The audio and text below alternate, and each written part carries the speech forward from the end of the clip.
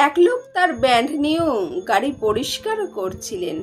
এক সময় তার 6 বছরের মেয়ে পাথর হাতে গাড়িটির কাছে যায় এবং গাড়ির এক পাশে পাথর দিয়ে আছড়িয়ে কিছু লেখে।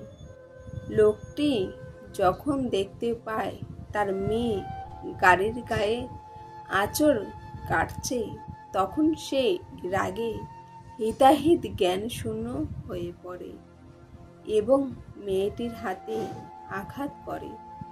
পরে মেয়েকে হাসপাতালে নিয়ে যাওয়ার পর তিনি জানতে পারেন যে তার মেয়ের হাতে একদিকে ফ্র্যাকচার হয়েছে। হাসপাতালের বিছানায় শুয়ে মেয়েটি যখন প্রচণ্ড ব্যথায় তার বাবাকে জিজ্ঞাসা করে, বাবা, আমার হাত কবে ঠিক হবে? তখন লোকটি নির্বাক হয়ে পড়ে। সে তার গাড়িটির কাছে ফিরে যায় এবং রাগে গাড়িটিকে অসংখ্যবার লাথি মারে। সে তার মেয়েকে কতটা নিষ্ঠুরভাবে আঘাত করেছে তা ভেবে সে অত্যন্ত কষ্ট পায় এবং গাড়িটির সামনে মাটিতে বসে পড়ে।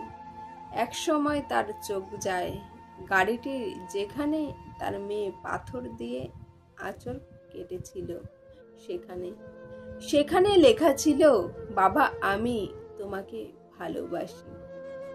ক্রোধ এবং ভালোবাসার কোনো সীমা নেই। রাগের মাথায় কিছু করবেন না কখনোই। অনুরোধ রইল আপনাদের কাছে।